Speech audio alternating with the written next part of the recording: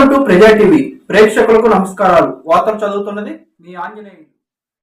అమరావతికి చట్టబద్ధ బిల్లు లోక్సభ ఆమోదం. అమరావతికి రాజముద్ర. అమరావతికి చట్టబద్ధ బిల్లు కల్పిస్తూ అమరావతికి సహకరిస్తున్న ప్రధానమంత్రికి, ముఖ్యమంత్రి చంద్రబాబుకి, డిప్యూటీ సీఎం పవన్ కళ్యాణ్కి, కేంద్ర హోంమంత్రి అమిత్ షాకి, మంత్రి నారా లోకేష్కి ధన్యవాదాలు తెలుపుతూ దర్శి టీడీపీ ఇన్ఛార్జ్ గొట్టిపాటి లక్ష్మి ఆదేశాల మేరకు దర్శి గడియార స్తంభం సెంటర్ వద్ద బాణసంచాలు కాల్చి మిఠాయిలు పంచిపెట్టిన తెలుగు తమ్ముళ్ళు. ముఖ్య అతిథిగా పాల్గొన్న నార్పశెట్టి పాపారావు, మాజీ శాసనసభ్యులు.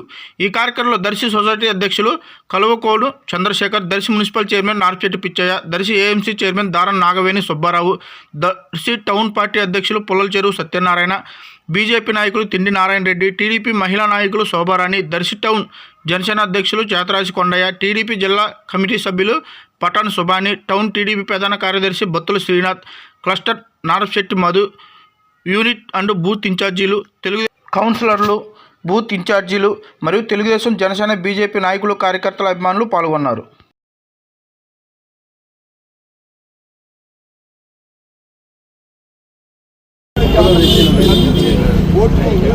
గెలిచిన తర్వాత మరి ఆయన మనందరికీ తెలుసు.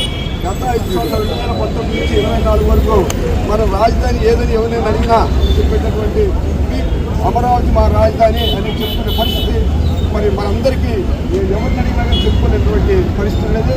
ఆ పరిస్థితిని గమనించి మరి 2024లో అటు బీజేపీ, తెలుగుదేశం, జనసేన 3 పార్టీలు మరి కూటమితో మరి ఈరోజు మనం అధికారం చేపట్టిన తర్వాత మరి మన ముఖ్యమంత్రి గారు మరి అటు పవన్ కళ్యాణ్ గారు, లోకేష్ గారు మరి వారు మన మార్చి 28వ తారీఖున అసెంబ్లీలో చట్టం చేసి దాన్ని కేంద్రం పంపించి కేంద్రంలో ఈరోజు పార్లమెంట్లో కూడా ఆమోదించే మరి చేశారు. అంటే ఎప్పుడు మనందరికీ తెలిసినట్టుగా ఎప్పుడు కూడా మనం అందరం కూర్చొని రాజధాని ఫలాన్ని అని నిర్ణయించుకుంటాం, కానీ అటు చట్టసభలో చేసినటువంటి పరిస్థితి మరి రాలేదు.